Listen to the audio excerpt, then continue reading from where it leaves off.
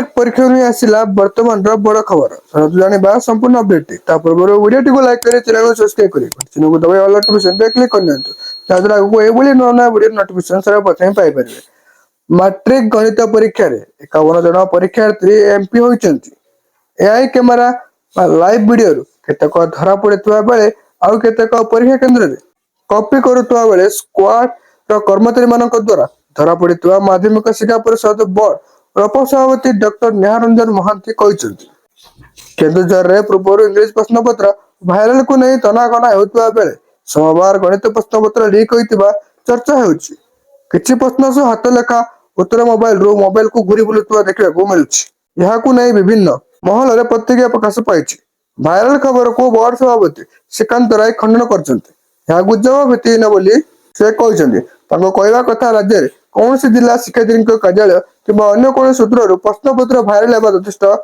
प्रमाण आम हस्तगत होना उद्देश्यमूलक भाव कई एपरी मिथ्या खबर भाइराल कर सन्देह कर अपप्रचार परीक्षार्थी अभिभावक मन में द्वंद्व सृष्टि कर श्री राय कहते सेहीपरि भाइराल खबर उद्देश्य प्रणोदित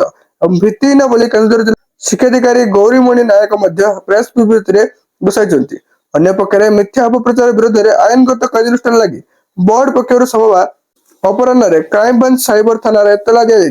कार्यालय सूत्र सूचना मिली कि केन्दुझर भाइराल होता उक्त प्रश्नपत्र सत्यासत जना पड़ना कौन विद्यालय भाइराल होना अन्य क्यों सूत्र होती स्पष्ट होना गणित परीक्षा सोमवार था बेले रविवार राति 10:51 विभिन्न मोबाइल को किसी हाथ लेखा संक्षिप्त प्रश्नर उत्तर